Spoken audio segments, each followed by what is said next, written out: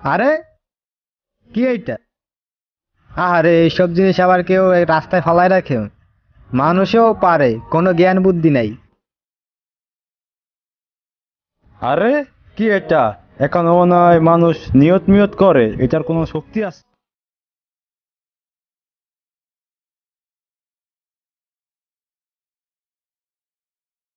আরে এখানে এত টাকা কেন?